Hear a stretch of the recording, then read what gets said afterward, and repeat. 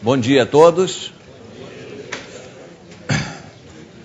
Começamos a nossa terça-feira com uma aula sobre volumes e, em seguida, uma de matemática financeira. Bem, vamos... Essa aula costuma ser um pouco bagunçada, vocês, então, não estranhem muito.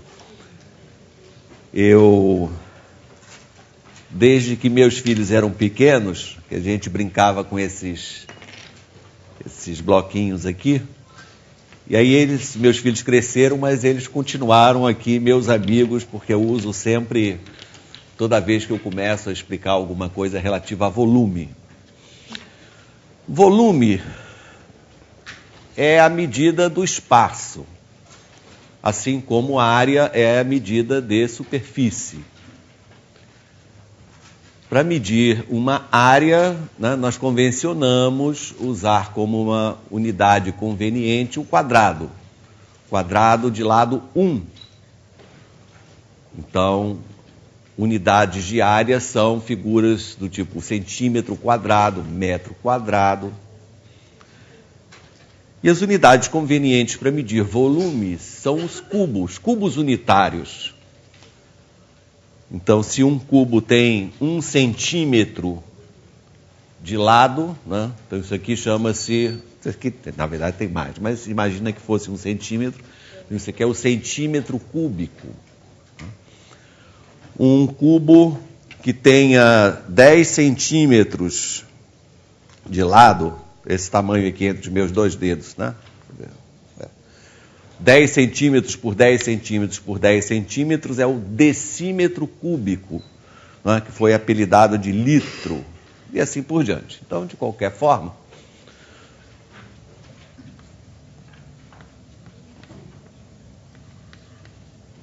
toda vez que pensamos em fazer uma medida,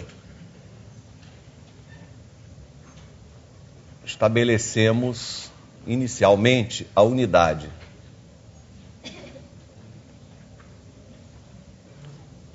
Então está aqui, ó. Um cubinho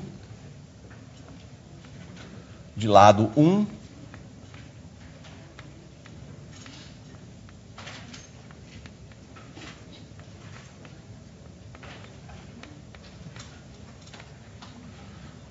É uma unidade de volume. Então a ideia para medir o volume de qualquer coisa é comparar o espaço ocupado, né, pelo nosso objeto com aquele ali. Podemos pensar em quantas vezes aquela unidade cabe dentro do objeto que queremos medir. O caso mais simples é o do paralelepípedo retângulo.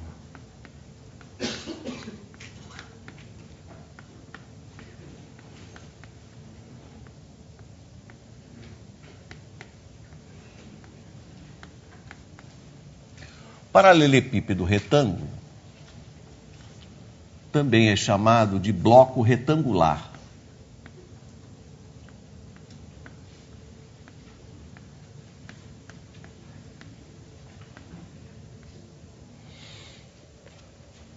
É uma caixa, um tijolo.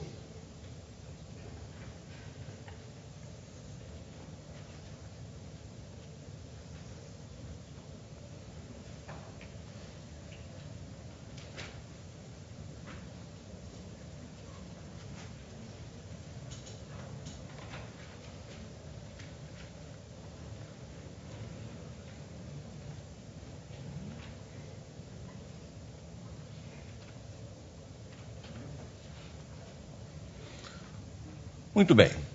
Como eu calculo o volume de um objeto desse tipo? Um bloco retangular, ele é definido por 3 medidas, A, B e C, que nós podemos chamar de comprimento, largura, altura. Naturalmente que essas medidas são intercambiáveis. Qualquer uma delas pode ser chamada de comprimento, a outra de largura, a outra de altura, porque o bloco pode ser colocado em qualquer posição que eu queira, não? Bem, Quando A, B e C são números inteiros, é fácil perceber que o volume desse objeto é o produto das três dimensões. Imaginem que A, B e C sejam números inteiros. 5, 4 e 3, por exemplo. Vamos pensar nesse exemplo aqui, se mede 5, 4, 3. Imagine que eu pegue, então, este cubinho e comece a colocá-los aqui dentro, não é? Ele cabe 5 vezes no comprimento, 4 vezes na largura, portanto, o chão da caixa ficará coberto com 20 cubinhos desse tipo. E como são 3 andares, né? A altura é 3, então eu tenho 20, mais 20, mais 20, 20 vezes 3, e o volume é precisamente o produto dessas 3 medidas. Então é bem fácil perceber como se calcula o volume de um bloco retangular quando as suas 3 medidas são números inteiros. Mas se não forem, como é que calcula o volume? Aí você diz, multiplica também. Sim, mas se o comprimento for 8,7, o B for raiz de 3 e o C for raiz cúbica de 2, ainda assim multiplica? A resposta é sim, multiplica. Por que multiplica? Aí eu não posso mais, quando as medidas são inconvenientes, não posso mais essa ideia de colocar os cubinhos lá dentro, né? Começa a ficar difícil. Como é que nós podemos resolver esse caso? Percebendo o seguinte, que o paralelepípedo, o bloco retangular, o volume dele, é proporcional a cada uma das suas dimensões. O que quer dizer isso? Se eu mantenho, por exemplo, o B e o C fixos, se eu dobro o valor de A, o volume evidentemente duplica.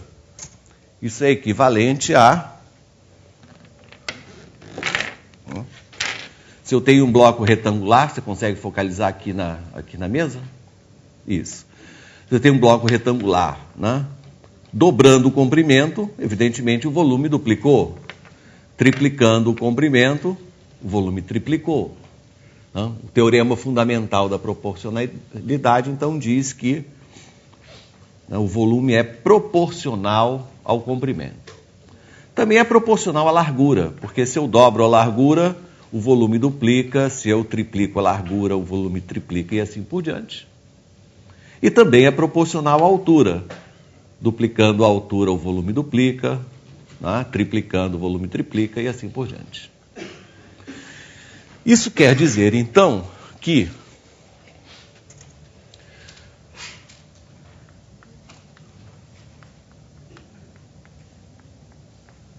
o bloco retangular tem a seguinte propriedade. Se 2 blocos têm mesma base, digamos,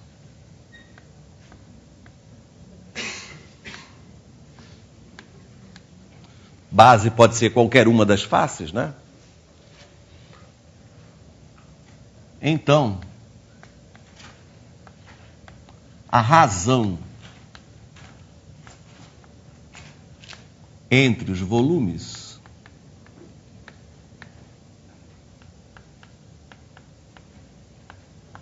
é a razão entre suas alturas.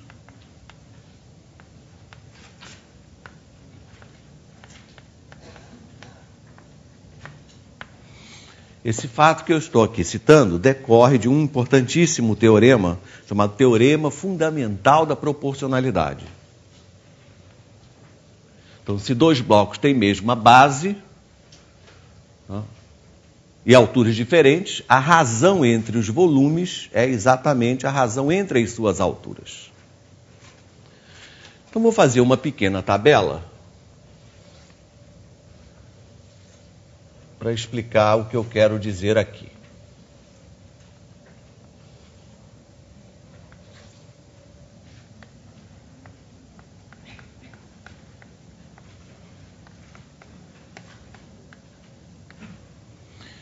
Eu vou imaginar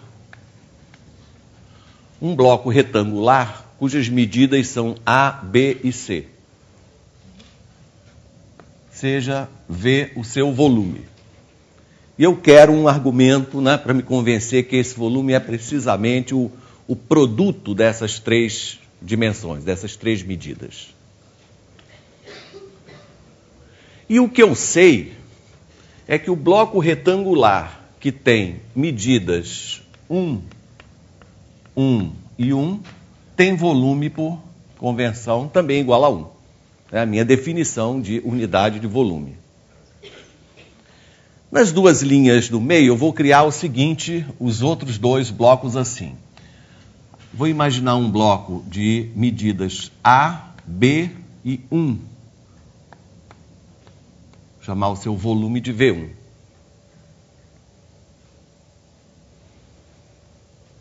E um outro bloco de medidas A, 1 e 1, cujo volume eu vou chamar V2. Tá? Então eu tenho esse primeiro bloco, é esse aqui. Os outros dois eu criei na minha imaginação. E o último é esse aqui. É a minha unidade de volume. Tá? Bom. Observe qual é a razão V sobre V1. Esses dois blocos, eles têm, digamos que eu chame de base essa face que tem medidas A e B. Ó. Então eles têm a mesma face que eu estou chamando de base. Se eles têm duas medidas iguais, a razão dos volumes é a razão entre as suas alturas, as suas medidas desiguais. Então a razão é C sobre 1.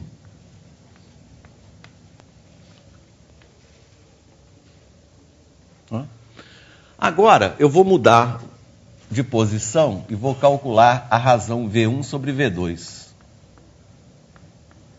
O que acontece com esses dois aqui do meio? Eles têm essa mesma medida A e também tem lá a mesma medida 1.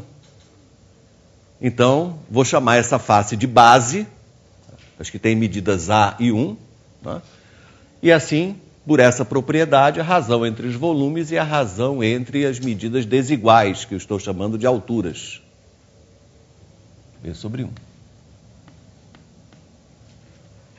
Finalmente, eu vou calcular a razão entre V2 e 1.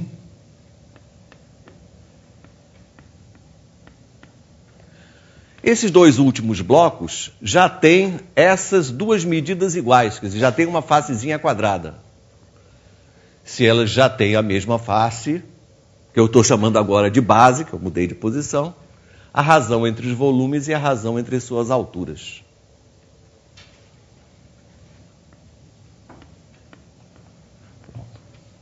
O que a intuição recomenda que eu faça com essas três igualdades? O que você faria? Multiplica tudo, né? Se eu multiplicar, porque eu, claro, coloquei cada um uma vez no numerador, outra vez no denominador, V sobre V1 vezes V1 sobre V2 vezes V2 sobre 1 é igual a C sobre 1. Aqui eu estou escrevendo 1 só para ficar bem visível. Eu estou calculando essas razões. Pronto. Os dois blocos, né, que eu acrescentei aqui desaparecem e o volume é realmente o produto das três medidas.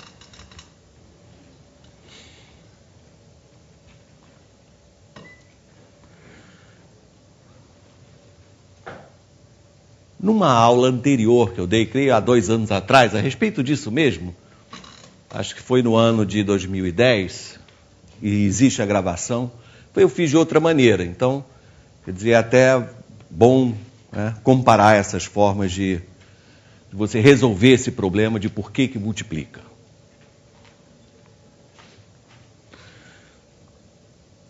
Fica então resolvido o problema de calcular o volume de uma caixa. Mas isso é muito pouco, não é? Que a maioria das coisas que a gente precisa calcular o volume não tem ângulos retos assim tão convenientes. Então é preciso ter uma maneira de dizer o que é volume de uma forma mais geral.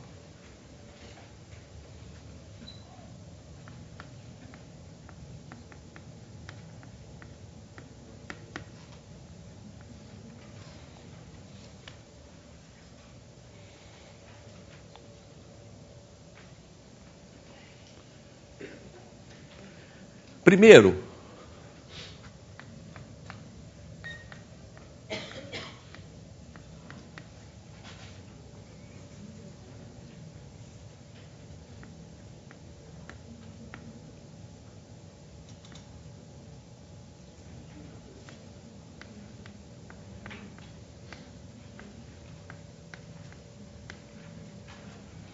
vou dizer o que é um poliedro retangular.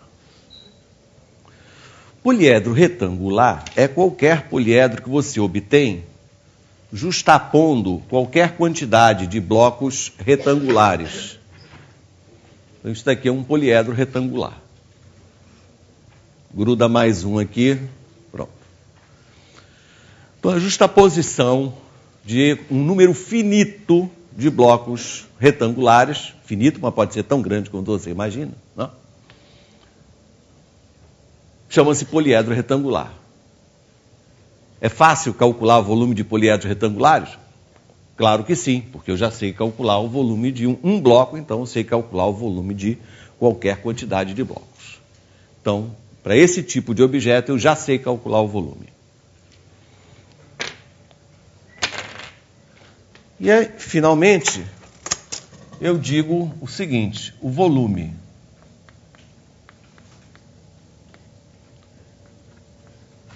de um sólido S é o número real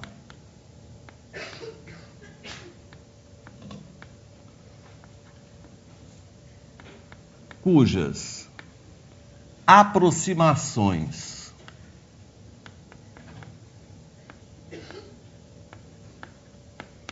por falta são os volumes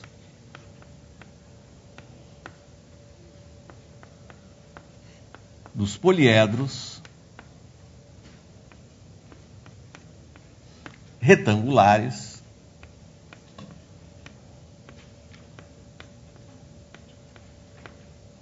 contidos em S.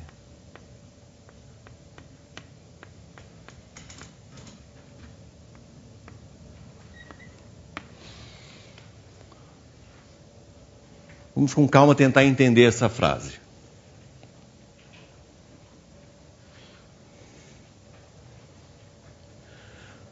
Primeiro aí existe essa palavra aproximações por falta.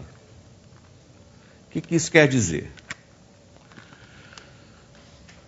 Digamos que eu pergunto para você, que número é esse? Raiz de 7.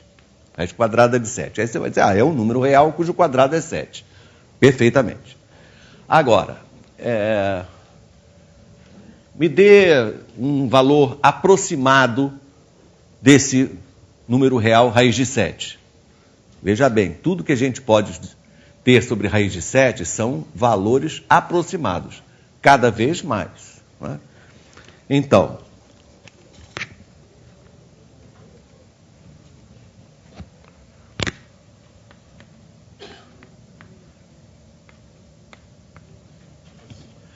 dois vírgula 6 é um valor aproximado de raiz de 7, porque 2,6 ao quadrado dá 6,76.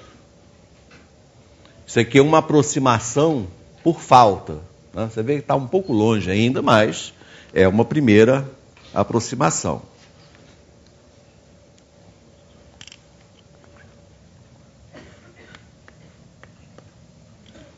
R$ 2,64 é uma aproximação melhor.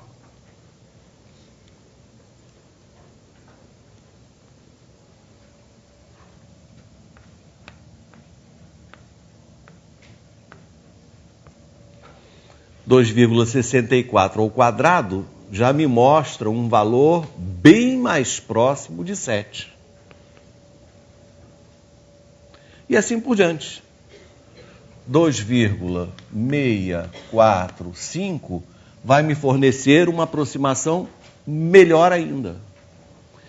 Então, tudo que eu consigo saber de raiz de 7 são as suas aproximações. Podem ser por falta ou por excesso, mas por falta eu gosto mais, né? E chegando pertinho dele por valores menores que ele.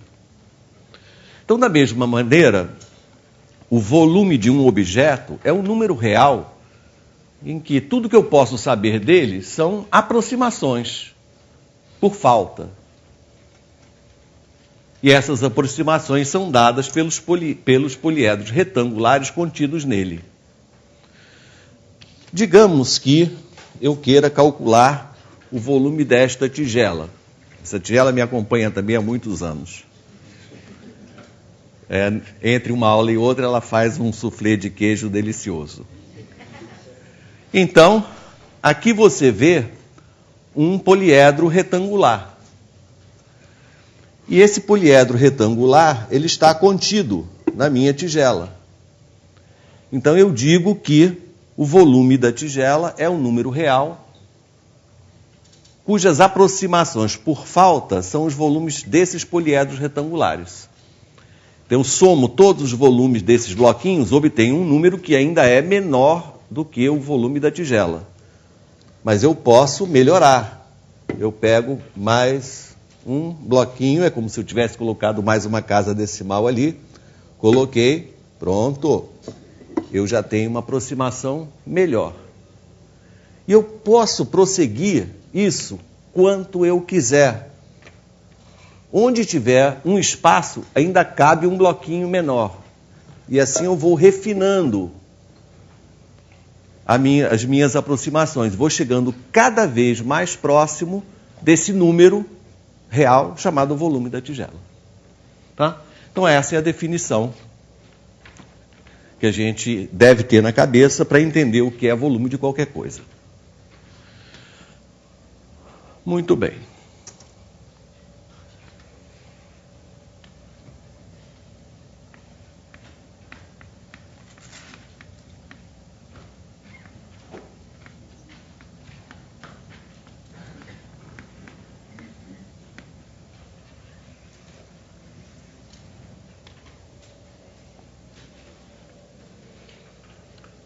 Agora, eu vou falar o que acontece quando eu tenho dois objetos semelhantes.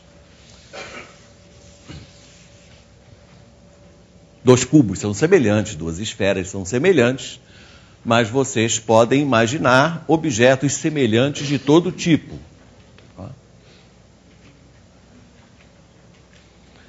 A propriedade que é importantíssima é a seguinte: a razão entre os volumes de dois sólidos semelhantes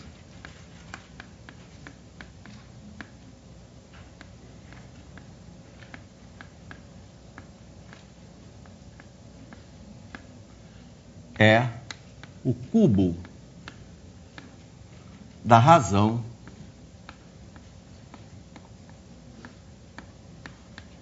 de semelhança.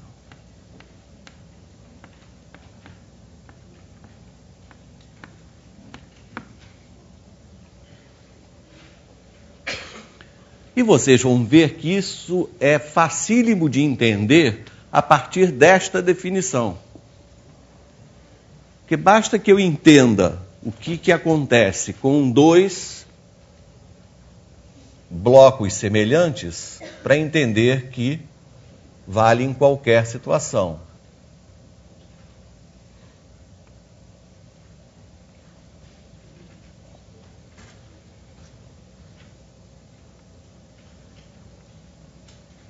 Então vamos fazer dois bloquinhos semelhantes.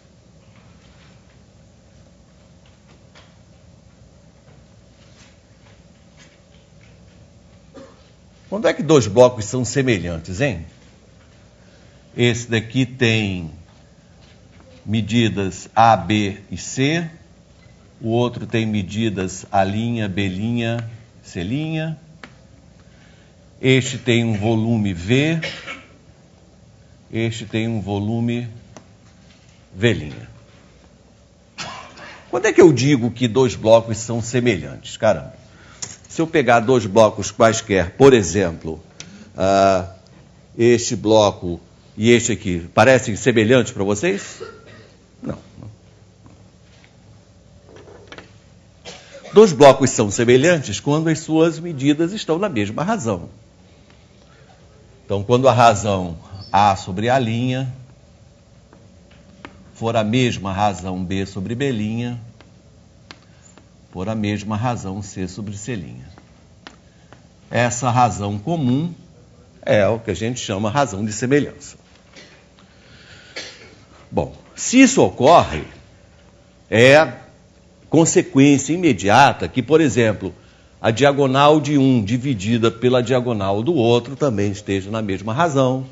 Aliás, isso é um exercício bom de fazer. E agora,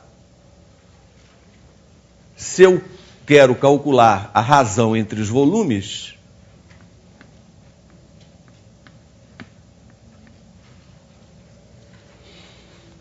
eu tenho o volume do primeiro dividido pelo volume do segundo, que eu olho dessa forma.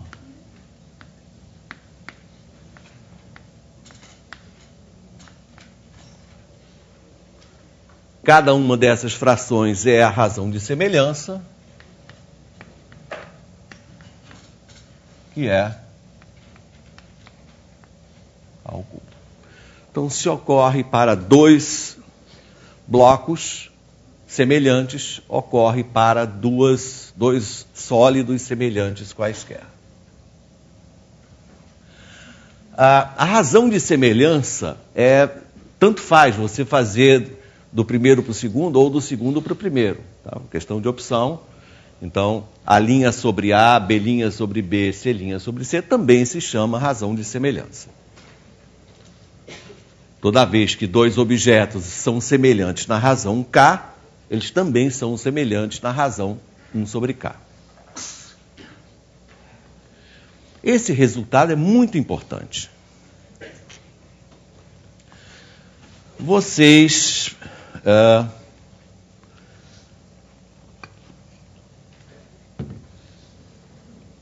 quando entram no supermercado, podem ver preciosidades como essa.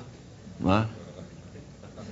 Aqui você vê dois objetos perfeitamente semelhantes. Aliás, a semelhança é intencional do fabricante, porque ele está associando a forma da embalagem com o produto. Então, mesmo que de longe você não veja bem o rótulo, não é? Pela forma você já associa as coisas. Não é?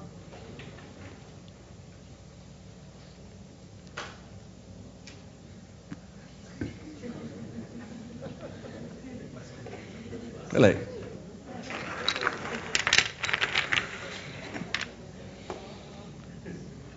Pois é. Agora vamos ver. Esses objetos, eles são semelhantes a menos da tampa, porque a tampa é padrão. Aqui não. Aqui até as tampas são perfeitamente semelhantes. Então, se você tirar a tampa, essas duas embalagens são semelhantes. Agora, qual é a razão? Quanto um cabe a mais do que o outro, né? Eu sei porque eu vejo aqui o conteúdo, mas vocês não estão vendo.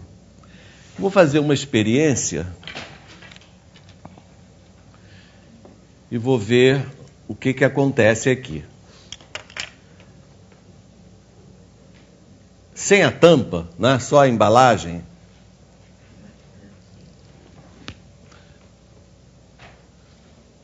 Então, essa altura aqui,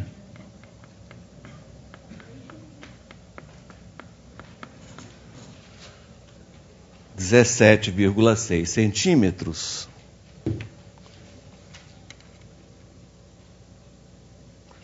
Esse aqui, 14.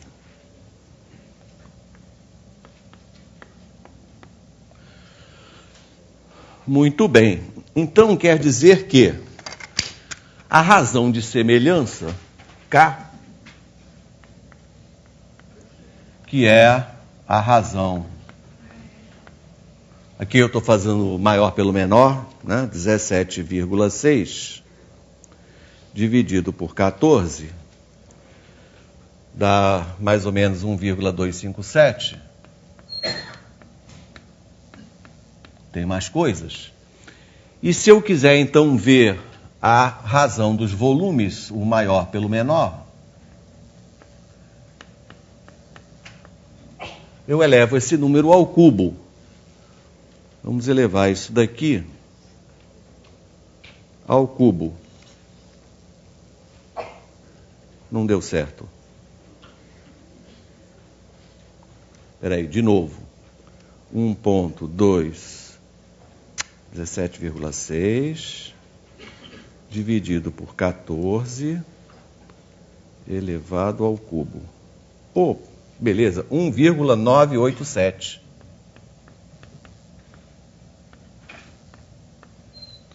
Isso aqui está sugerindo o quê, hein? 2, né? Então esse resultado sugere que o volume do maior seja o dobro do volume do menor. De fato. Aqui o rótulo diz 200 ml e esse aqui 400 ml.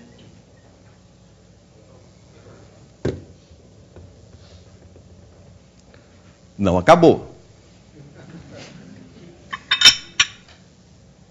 Olha que preciosidade aqui.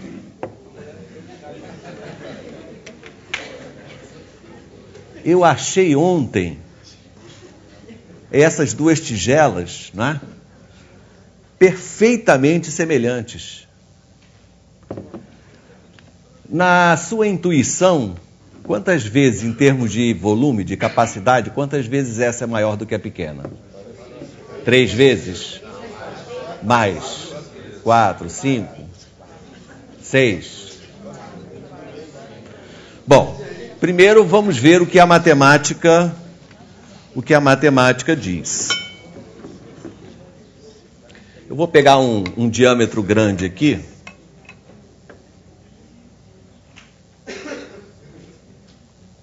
(15,2). Então aqui são os exemplos das tigelas.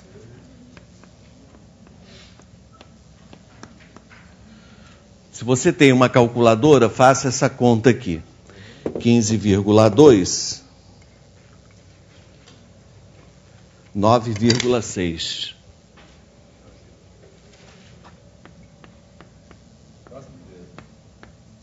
Então, o que você vai fazer? Você vai calcular a razão de semelhança. Vai dar não sei quanto.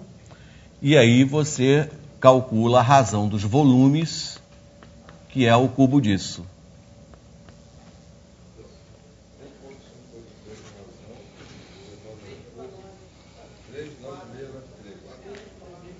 Três vírgula aqui já deu 396, né? 397. Ah, isso sugere 4. Será que está certo mesmo?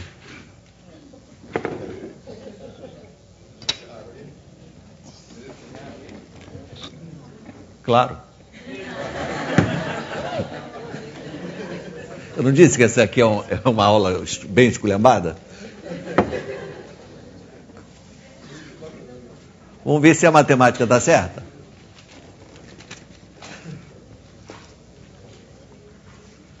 Isso aqui é suco de uva, só porque a água fica meio invisível.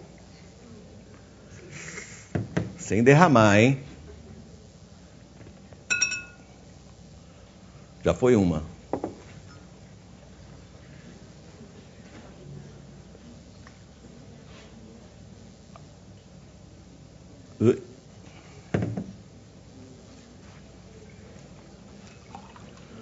Duas. Está quase chegando.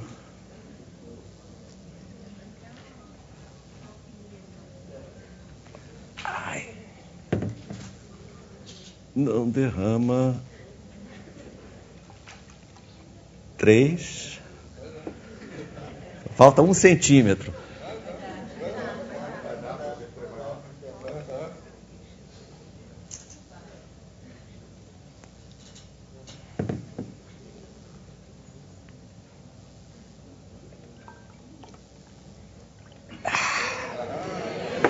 A matemática está certa. Oh, meu Deus do céu. Bem. Vamos em frente, vamos em frente. Bom, recapitulando, o que eu aprendi até agora? Aprendi a calcular volume de bloco retangular, né?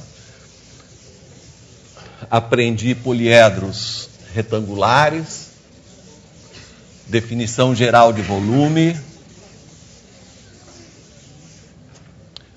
sólidos semelhantes.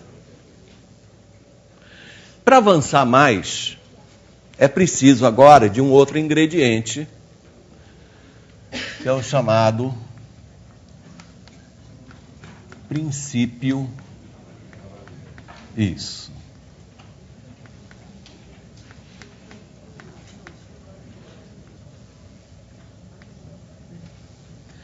Princípio de Cavalieri. Bom, esse indivíduo, uma figuraça, que eu vou mostrar já já para você, ele veio um pouquinho antes de Newton, portanto, um pouco antes da invenção do cálculo. E ele já tinha sacado uma que ele chamou de teoria dos indivisíveis. Não sei bem o que ele queria dizer com isso, mas era considerar coisas muito pequenas, né? Somar muitas parcelas, cada uma delas muito pequenas.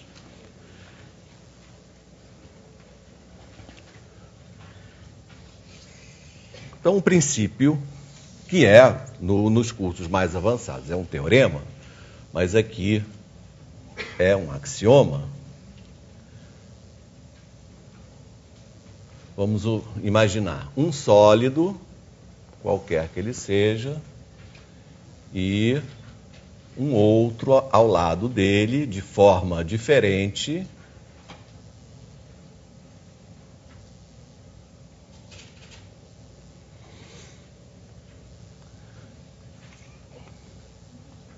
Eles estão entre dois planos paralelos, de altura h, e Cavalieri, ele teve a brilhante ideia de imaginar os sólidos fatiados em fatias muito finas,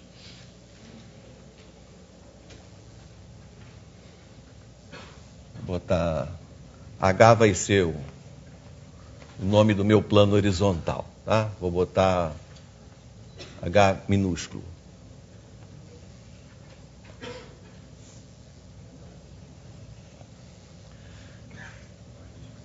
Imagine, então, que qualquer que seja a altura de um plano horizontal, a altura x de um plano horizontal, que corte os dois objetos,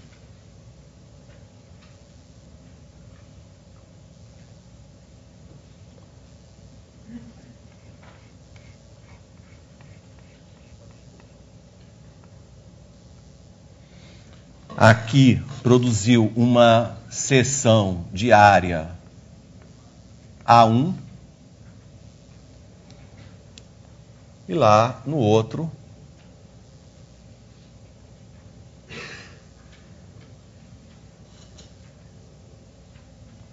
uma seção de área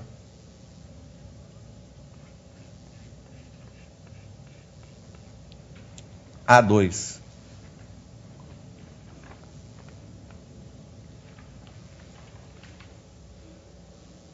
Cavalieri intuiu o seguinte: se para todo x x aqui entre 0 e h.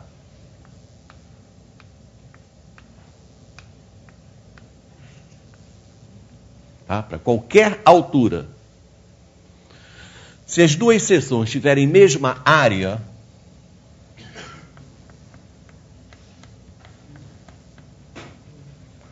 então esses dois objetos têm mesmo volume. Vou chamar V1 o volume desse, V2 o volume desse. Então,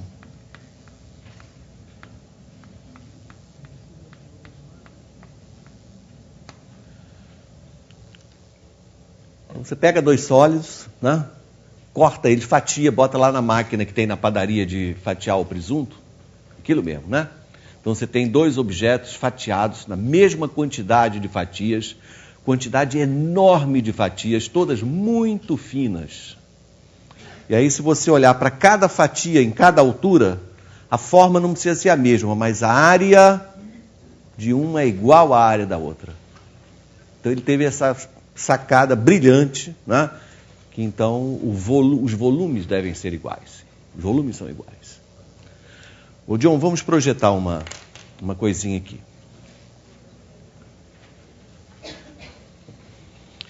Enquanto ele se prepara, eu quero mostrar para vocês o seguinte. Um outro material concreto que me acompanha sempre é o baralho, lógico, nas horas vagas, mas aqui ele mostra muito bem um objeto que é um bloco retangular, né?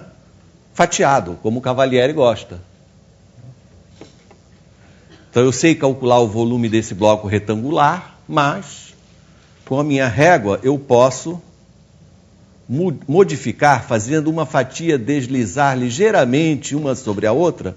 Eu obtive agora um paralelepípedo oblíquo, né? Mas que, obviamente, tem o mesmo volume anterior, porque as cartas são as mesmas. Então eu posso, dessa maneira, modificar livremente a forma do meu objeto, alterando só a posição relativa entre duas fatias, né? Entre as fatias, e o volume se preserva. Então isso mostra, por exemplo, que se eu tenho dois prismas, um prisma reto, um prisma oblíquo, eles têm o mesmo volume. Eu não preciso de conta nenhuma para isso.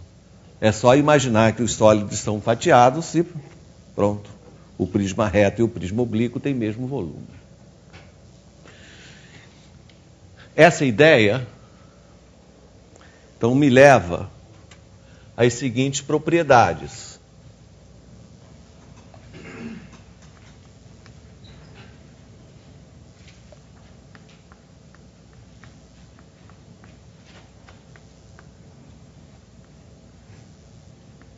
Dois prismas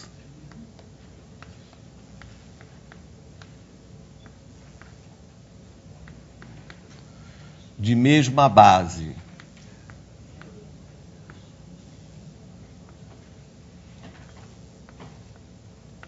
e mesma altura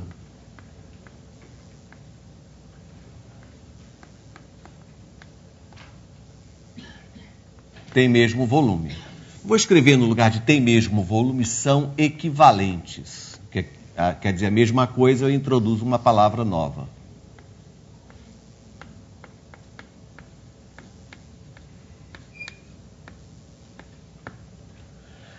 Então, quando a gente está falando de área, duas figuras equivalentes são as que têm mesma área.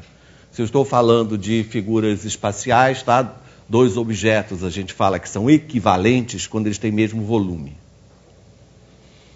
Dois prismas de mesma base, mesma altura, têm mesmo volume. Eu poderia pensar a mesma coisa olhando para uma pirâmide, né? Imagine uma pirâmide, fatia todinha ela, né? E aí você pode modificar a forma, não altera a altura, evidentemente, que a altura é sempre a soma das espessuras de todas as cartas, não é? Não altera o volume e a base também permanece igual. Então posso enunciar duas pirâmides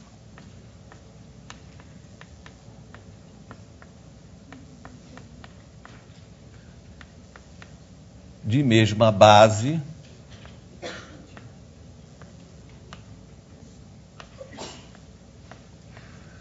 e mesma altura.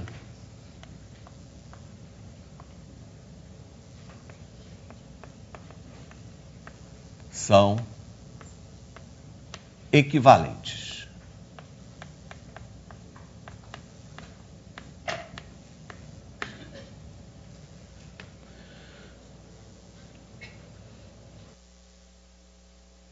Parado aí, querendo entrar, tem que retirar um polo preto, KXM 2575, é daqui?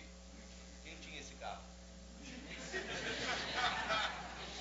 Vamos voltar. Bem,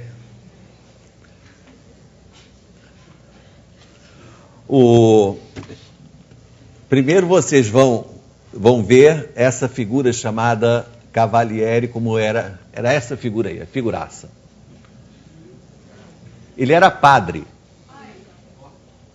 Era padre. Bonaventura se chamava ele. Mas sacou essa história de cortar as figuras, né? De fatiar as figuras.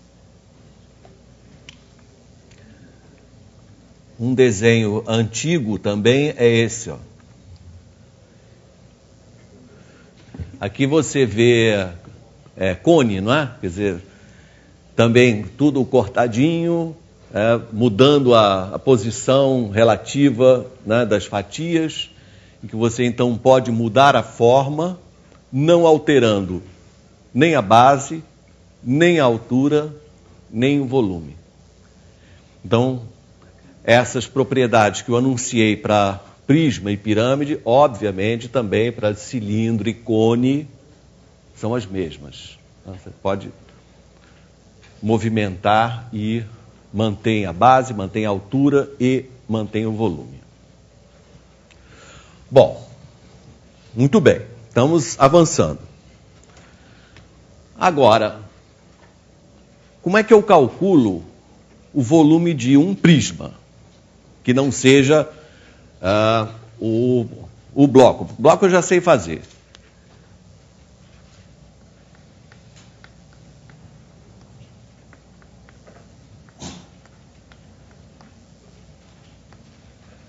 O prisma é um objeto bem fácil.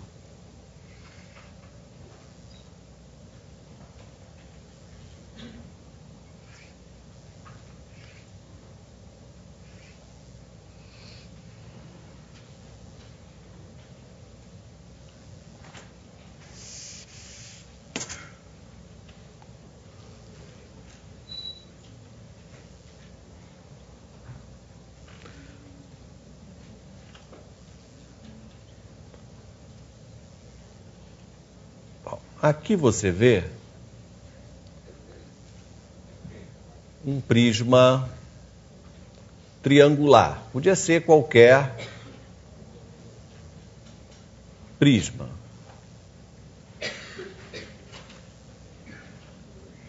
O que é que caracteriza um prisma?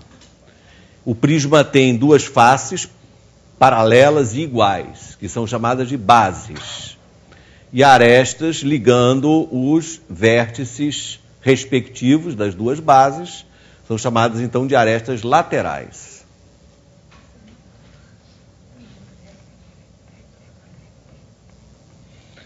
Bom, como é que eu calculo o volume disso? Tenho uma ideia, mas para a coisa ficar bem feita, eu vou fazer o seguinte: eu vou colocar aqui ao lado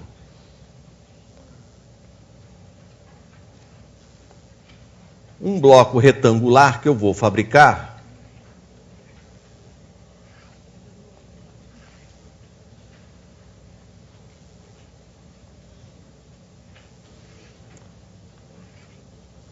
da seguinte forma.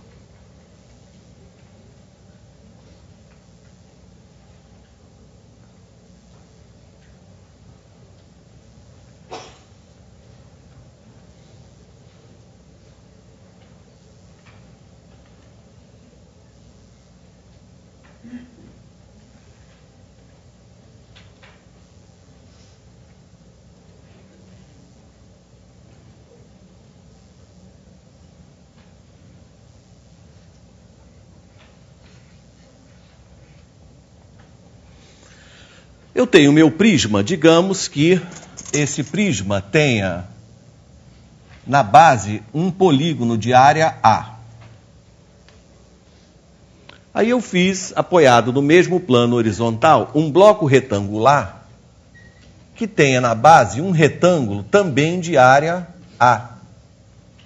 Isso é possível sempre fazer, né? Dado um polígono qualquer que ele seja, ele tem uma área. Há uma infinidade de maneiras de você construir um retângulo que tem essa mesma área. Então, meu bloco retangular também tem área A.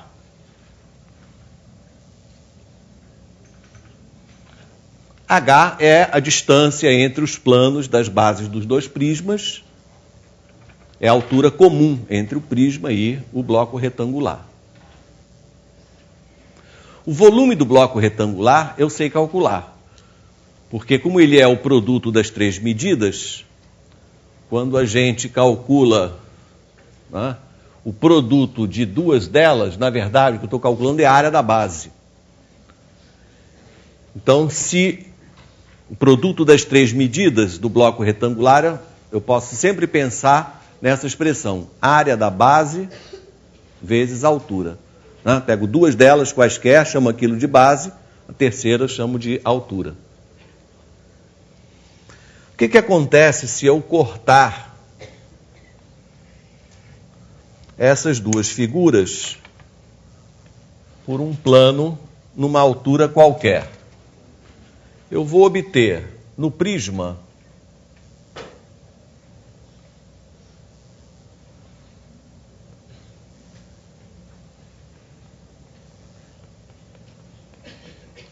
uma seção de área A1. E no bloco retangular, uma seção de área A2.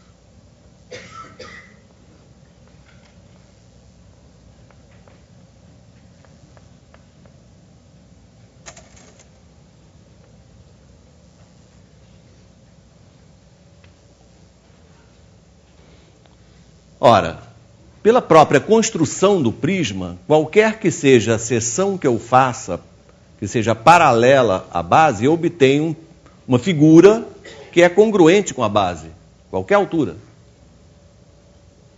Portanto, A1 é igual a A. Não só tem mesma área, como é congruente mesmo. E o mesmo ocorre com o bloco retangular.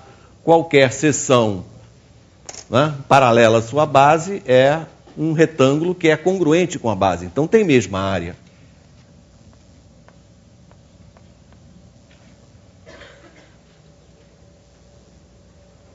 Portanto, se aconteceu esse fato, né, o volume do prisma e o volume do bloco retangular, mesmo tendo bases de gêneros diferentes, é o mesmo. Então o volume é área da base vezes a altura. Vou escrever aqui em cima.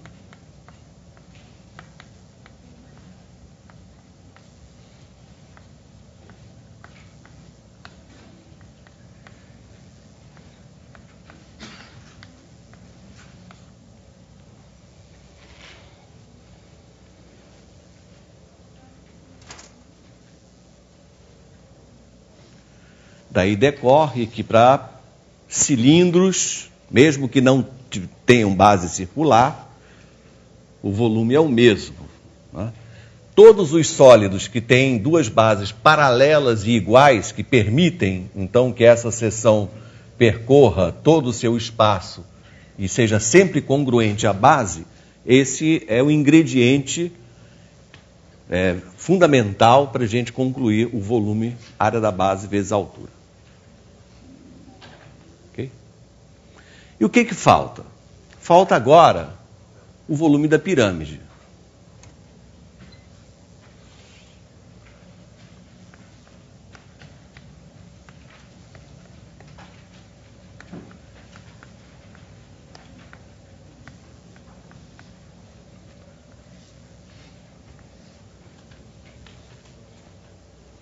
O volume da pirâmide, que claro que todos sabem, é a terça parte do produto da área da base pela altura.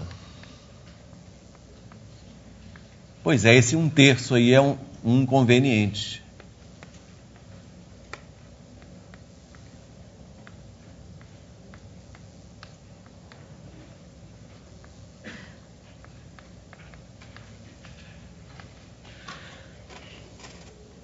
Então agora a gente vai explicar esse 1/3.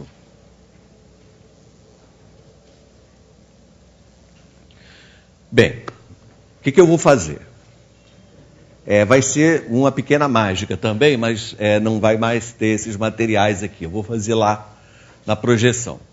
Eu vou pegar um prisma triangular, um prisma como esse aqui, e vou cortar em 3 pedaços, em 3 pirâmides, e nós aqui juntos vamos chegar à conclusão que os 3 pedaços têm mesmo volume. Aí, se os 3 pedaços tiverem mesmo volume, cada pedaço é a 1/3 parte do inteiro.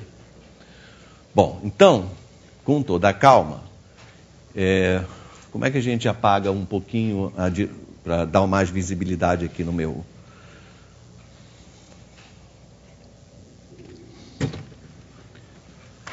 Foi distribuído, não sei, uma figura que tem uns prismas aí. A figura saiu horrível, mas é melhor que nada.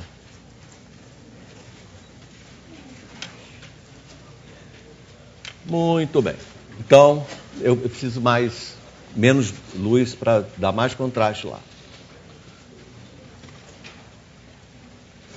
Tem uma luz lá direta, isso, melhorou um pouco.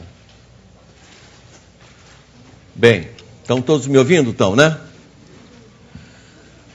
A minha figura básica é esse prisma, que é o que estava desenhado lá no quadro. É o prisma triangular. Aqui embaixo eu tenho cópias dele. Esse prisma, essa pirâmide azul, é esse pedaço. Depois eu tenho essa pirâmide vermelha e a pirâmide verde. São tetraedros, né? Bom, primeiro eu queria que vocês olhassem calmamente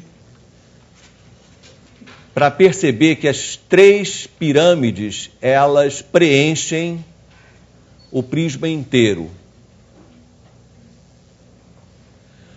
Como é que você pode visualizar isso? Prenda a sua atenção aqui no tetraedro vermelho. Você pode ver que esse azul da esquerda, ele vem aqui na frente, tá vendo? Ó? Preenche esse espaço aqui, ó. E o verde, ele vai ocupar esses aqui atrás, ó, tá vendo? Ó? Então você tem o vermelho, o verde preencheu o espaço atrás e o azul vem preencher esse espaço da frente. E os 3 juntos formam aquele prisma que está lá dentro. Tudo bem? Ótimo. Voltamos. Vou botar ele aqui para não confundir. Próximo passo é justificar por que as 3 pirâmides coloridas têm mesmo volume. A pirâmide azul e a pirâmide verde têm mesmo volume por uma razão bem simples. Qual é, hein? Isso, vamos ver, vou colorir aqui. Pronto. A azul e a verde somente. A base da pirâmide azul é esse triângulo que é a base inferior do prisma. A base da pirâmide verde é o triângulo que é a face superior do prisma. São iguais, então mesma base. E mesma altura também. Por quê? Porque a altura da pirâmide azul, né, é a distância deste vértice, que está na face superior do prisma, até o plano da base. E a altura da outra pirâmide verde é a distância deste vértice até o plano da face superior. Ora, o prisma tem bases que estão em planos paralelos. Né? Então, a distância de um ponto da face superior à face inferior é a mesma distância de um ponto da face inferior até a face superior. Bom, então, isso aí eu não vou escrever, tá? Vocês vão depois escrevendo e façam um resumo bonito. Azul e verde eu já sei que tem mesmo volume. Agora eu vou precisar da vermelho e verde, justificar por que tem mesmo volume. Vermelho e verde tem mesmo volume pelo seguinte: eu vou mudar o meu conceito de base, tá? A base agora do verde não vai mais ser esse triângulo, não. Eu vou fazer o seguinte. Isso. A base da pirâmide vermelha é essa que está pintada. E a base da pirâmide verde é a que está pintada também. Será que essas bases são iguais? Vamos olhar lá para cima? Vamos olhar para este paralelogramo que eu estou procurando mostrar aqui para vocês, esse paralelogramo que está lá no fundo do prisma, a parede de trás. O que acontece com essa figura vermelha? É uma metade do paralelogramo, tá vendo? Essa figura vermelha é a metade do paralelogramo que está lá atrás. E essa figura verde é a outra metade, ó.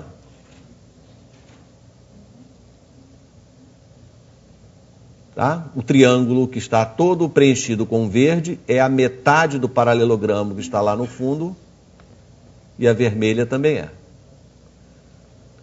Ora, e quem é a altura relativa à base? Na pirâmide vermelha, a altura é a distância desse ponto ao plano que está pintado. Mas é a mesma. Vou botar as duas juntas aqui, ó. Então agora você vê que as bases são iguais e as alturas são iguais, porque é a distância, na verdade, do mesmo ponto ao mesmo plano.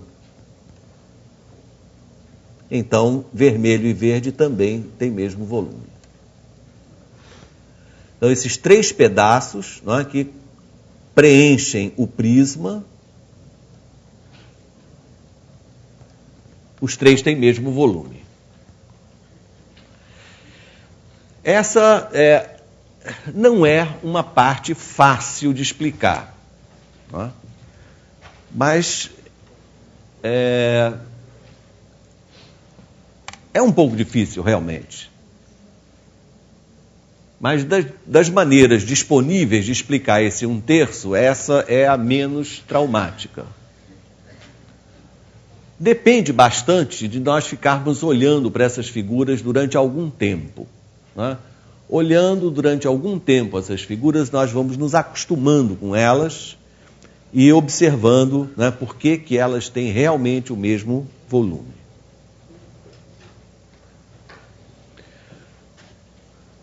Observe que o que eu demonstrei aqui foi que a pirâmide de base triangular, portanto tetraedro, tem volume igual a 1/3 do prisma de mesma base, mesma altura, né? 1/3 do prisma triangular.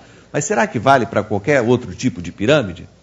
E agora a resposta é um gritante sim. Se você já sabe que o resultado vale para pirâmide triangular,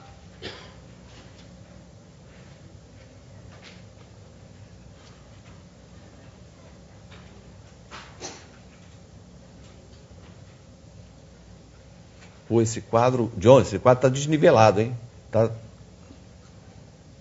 Fica parecendo que a minha reta está torta. Não está não, é o quadro, tá? Se você tiver uma pirâmide qualquer, você divida a base em triângulos. Ó.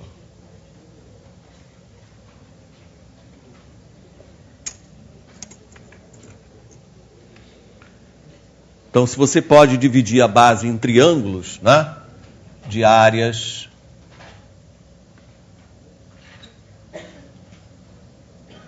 S1, S2, S3, sendo a altura a mesma, então o volume da pirâmide é simplesmente a soma, né? Vai ser 1/3 S1H mais 1/3 S2H mais 1/3 S3H, mais se tiver, né? No caso só tem, minha pirâmide é pentagonal, então só tive 3 triângulos, o que é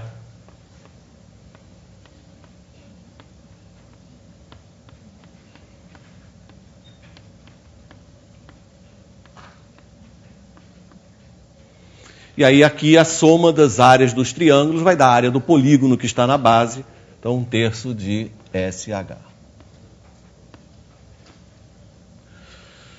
Então vale para qualquer pirâmide e, já estendendo, porque o nosso tempo está a terminar, como dizem os portugueses, vale para também qualquer tipo de cone. Cone reto, oblíquo, enfim, lembrando que o fato de um cone, né, ser reto, ser oblíquo, como naquela figura anterior, não tem a menor importância, né? Cavalieri já nos ensinou que, fatiando os objetos, eu posso mudar a sua forma, né, sem mudar o seu volume. Então, de tarde você terá, inclusive, uns exercícios que vai falar de cone, mas o volume já é conhecido, 1/3 da área da base pela altura. Ok? Fico por aqui, então, agradeço a atenção de vocês. Obrigado. Daqui a pouco voltamos.